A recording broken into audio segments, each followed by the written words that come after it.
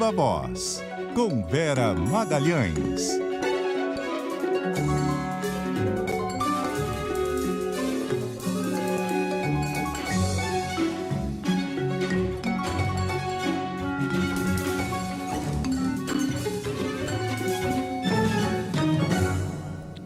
Viva Voz, Vera Magalhães, tudo bem? Boa noite, Vera. Boa noite, Bocardi. Boa noite, Carol. A todo mundo que nos ouve e nos assiste nesta sexta. Oi, Vera. Vamos começar com a reunião de Bolsonaro com... Você quer começar com a reunião com o Biden, ele na cúpula? O que você quer sobre o presidente ou o assunto aí do dia? Falou sobre várias coisas lá. Sim, hoje ele discursou, né, Bocardi? Fez um discurso aberto, portanto, mais fácil da gente analisar, porque não depende muito das versões, porque a reunião bilateral dele com o presidente americano Joe Biden foi fechada. Depois ele disse que ainda tiveram uma conversa reservada para além da bilateral, então a gente pode analisar o que a gente apura, o que vaza, etc. No discurso aberto, né?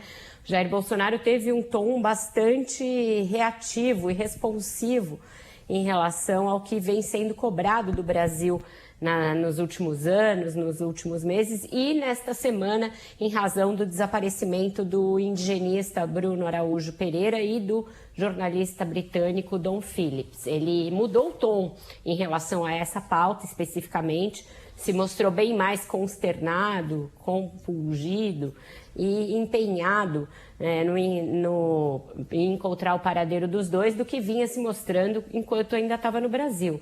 Primeira vez que o Bolsonaro falou a esse respeito, ele criticou as vítimas, começou criticando as vítimas antes de lamentar, antes de dizer que esperava que eles fossem encontrados com vida. Ele disse que era uma aventura na qual os dois tinham se colocado, que não deveriam ter ido sozinhos àquela região, a qual chamou de uma região selvagem, depois disse que tudo poderia ter acontecido, que eles poderiam ter sido executados, que poderiam estar perdidos, etc. Hoje, lá na Cúpula das Américas, ele começou dizendo que o governo brasileiro está empenhando todos os esforços, fazendo uma busca incansável desde o primeiro momento pelos dois. Não é exatamente verdade. Demorou para que houvesse uma mobilização de fato das forças nacionais para a busca dos dois. Isso só foi acontecer ao longo da segunda-feira, mais efetivamente a partir de terça-feira, quando eles estavam desaparecidos desde o domingo, dia 5. Aos primeiros clamores para que fossem aumentadas as buscas, o Exército demorou a responder, a FUNAI também foi bastante burocrática. Primeiro só usaram embarcações, depois é que entrou uma busca aérea também pelos dois. Então, não é verdade que a gente aplicou todos os recursos desde o primeiro momento na busca dos dois desaparecidos, já quase uma semana na região do Vale do Javari, na Amazônia. Mas o presidente, ao tocar nesse assunto e mudar o tom, mostra que foi atingido e que foi aconselhado pelo Itamaraty e pelos seus assessores mais próximos a demonstrar um pouco mais de preocupação e de consternação com esse caso, que é um caso que mobiliza o mundo todo, né? Durante as reuniões ali, que acontecem paralelamente à cúpula, a vice-ministra britânica para as regiões, entre elas a América Latina, conversou com o ministro das Relações Internacionais brasileiro a respeito do assunto. Também a OCDE vem demonstrando preocupação. Então, vários governos e várias organizações internacionais pressionando o governo brasileiro a esse respeito. Em relação à preservação da Amazônia, Bolsonaro também repetiu alguns dados que ele já vem apresentando. Tinha apresentado na Cúpula do Clima no ano passado e apresentou também na Assembleia Geral da ONU, quando ele fez a abertura, no sentido de que o Brasil preserva a Amazônia, é um dos países que mais preservam. Repetiu o dado segundo o qual o Brasil alimenta 1 bilhão de pessoas, que é um dado não comprovado. O estudo da Embrapa que fala a respeito disso faz uma conta aproximada de que o Brasil alimentaria 800 milhões de pessoas no mundo e não 1 bilhão, mas isso já foi questionado por entidades aí internacionais. Por quê? Porque uma boa parte da nossa exportação, principalmente de grãos, vai para alimentar animais, vai para fazer ração e não para alimentar pessoas. Aí você pode pensar, são animais que depois de abatidos vão alimentar pessoas, mas é uma conta muito realmente jogando para cima e não dá para dizer isso. E a verdade é que a gente voltou a ter fome no Brasil, fome nos índices dos anos 1990. Então aí chega a ser estranho o presidente ir para uma cúpula internacional se regozijar do fato de que as nossas commodities alimentam tanta gente, quando a fome voltou a ser um flagelo nacional. Então, um discurso muito na defensiva do presidente brasileiro. Me chamou a atenção, Bocardi, Carol, o fato dele estar maravilhado com o seu encontro com o Joe Biden, né? Ele usou essa palavra e demonstrou até uma certa... Engraçado, né? Porque ele passou da negação da eleição do Biden, logo depois da eleição dele, agora a essa realmente uma certa euforia com o encontro. Diz que eles ficaram a menos de 1 metro, que estavam sem máscara, mesmo ele não estando vacinado. Então, ficou bastante impressionado com essa bilateral que eles tiveram ontem, na qual eu achei que todo o acesso que a gente teve, a fotos, a imagens, mostrava os dois bastante...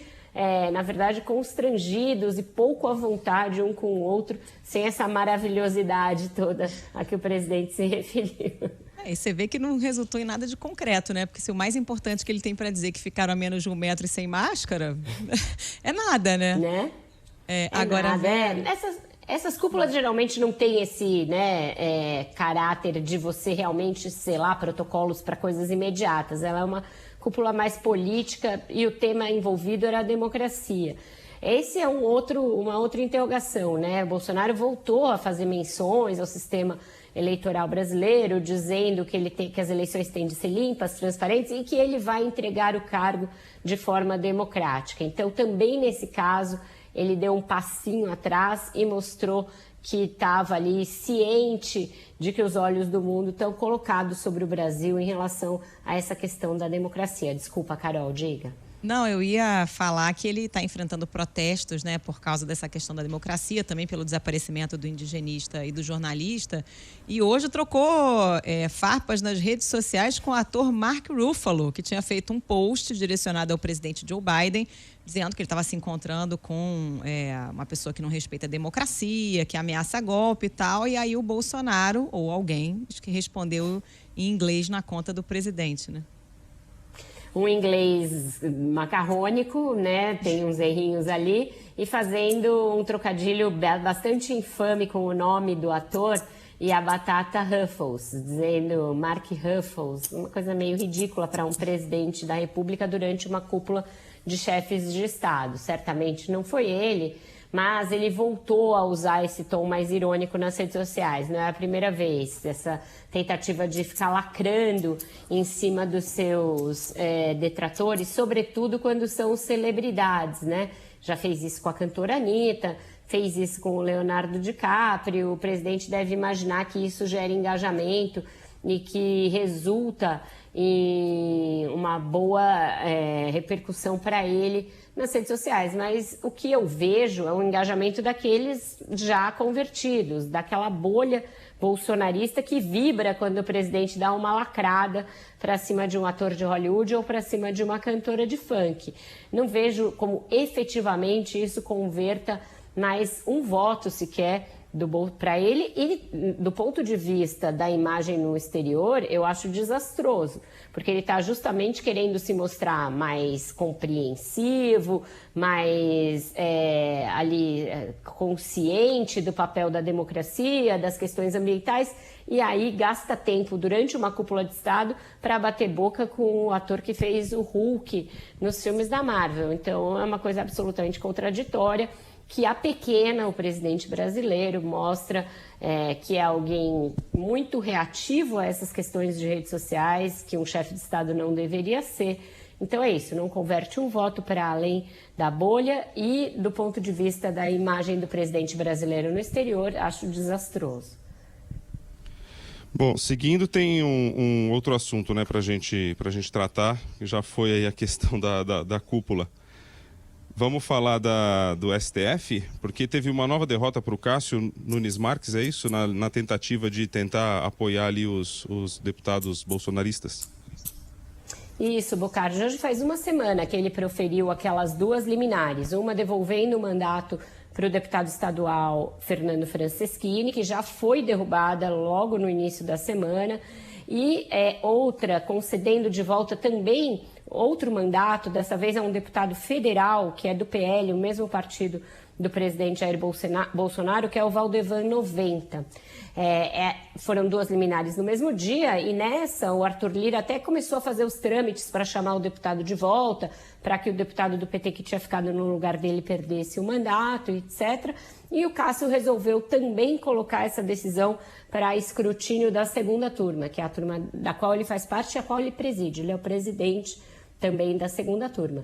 E acabou caindo também essa liminar pelo mesmo placar que tinha derrubado a decisão do Franceschini no início da semana. Então, 3-2, mostrando o isolamento dos dois ministros bolsonaristas dentro da turma e dentro da corte. Tanto ele quanto o André Marques estão em minoria nos dois colegiados, no pequeno, né, do qual eles fazem parte, e no pleno.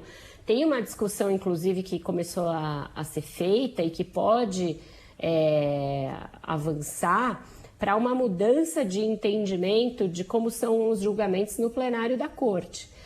Hoje em dia, quando um ministro entra com um julgamento já iniciado, ele faz parte, ele integra o julgamento, mesmo não tendo votado nas partes iniciais desse julgamento. Isso aconteceu, por exemplo, no caso do mensalão.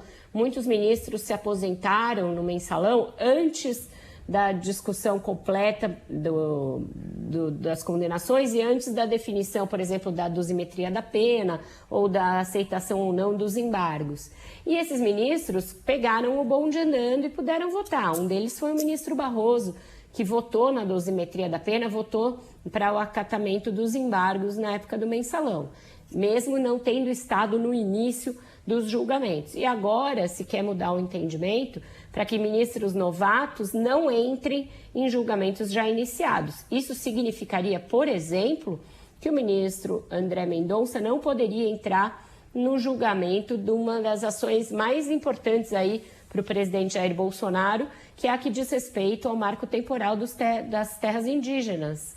E isso daria aí uma grande controvérsia, o Bolsonaro certamente vai estribuchar, e nesse caso, a gente pode pensar, é uma mudança com a bola já em campo. Eu acho controverso que o Supremo faça isso só para excluir os dois ministros bolsonaristas de alguns julgamentos. Então, vocês vejam que o clima está mesmo acirrado, a semana foi marcada por esse acirramento, por esse isolamento dos dois ministros, também pela dobradinha entre eles, porque até então não havia acontecido uma oportunidade que colocasse o André Mendonça e o Cássio Nunes Marques tão juntos, tão próximos e defendendo pautas do presidente da República, e isso aconteceu nessa semana. Então, essa situação vai certamente ter novos desdobramentos mais para frente, porque o Bolsonaro está preocupado, ele sabe que vai ser alvo dessa jurisprudência que voltou a ser firmada nessa semana contra a propagação de fake news eleitorais, e ele tem visto que os seus ministros estão numa posição de isolamento e de minoria muito clara dentro da corte. Isso vai levar a que ele mantenha nas críticas que tem feito aos dois tribunais, tanto ao TSE quanto ao Supremo, e aos ministros dessas duas cortes. Então, importante essa decisão de hoje da segunda turma, porque reforça essa situação de acirramento entre o Bolsonaro e o Judiciário. Vamos com a música, Vera? Vamos, hoje estamos adiantados. O pessoal do fim de expediente não vai poder reclamar de nós.